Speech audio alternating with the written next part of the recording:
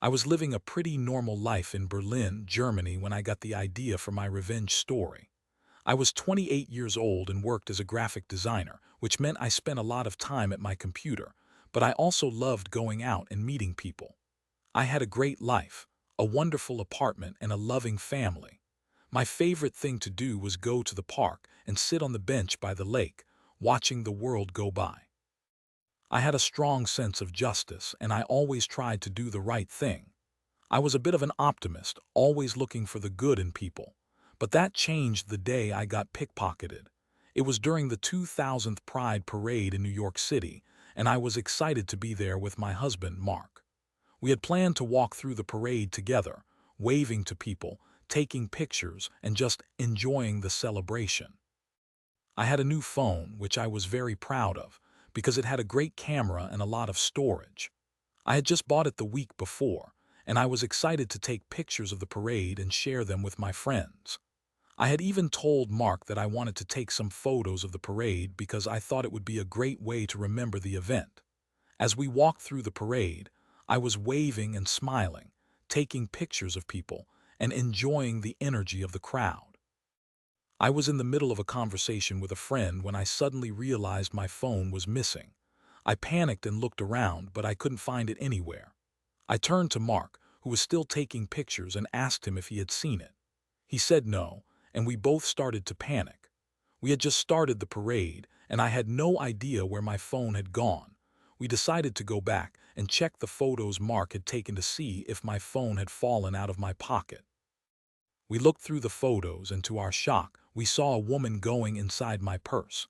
She had her hand covered with a flag, and she was clearly trying to take something from my bag. We were both stunned, and we immediately started to look for her.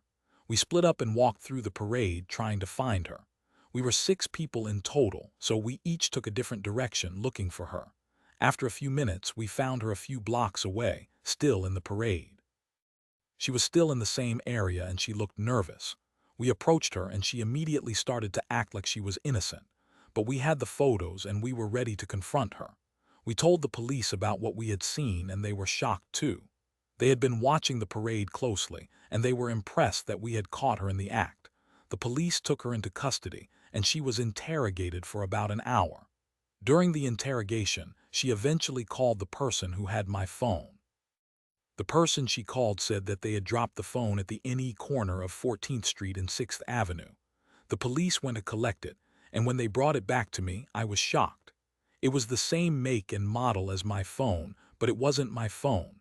It was someone else's phone that had been dropped by accident. I felt a mix of emotions. I was relieved that my phone was safe, but I was also upset that the person who had my phone had been wronged. I had caught the thief, but I had also accidentally gotten someone else's phone. I wasn't sure what to do.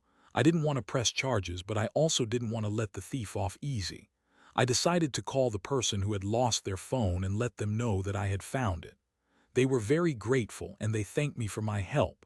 After that, I felt a sense of satisfaction. I had done something right, and I had helped someone else. I realize that sometimes, even when you're trying to do the right thing, things can go wrong. But I also learned that sometimes, even when things don't go as planned, you can still make a difference. I had caught the thief, but I had also helped another person. I wasn't sure what the future held, but I knew that I had done something good.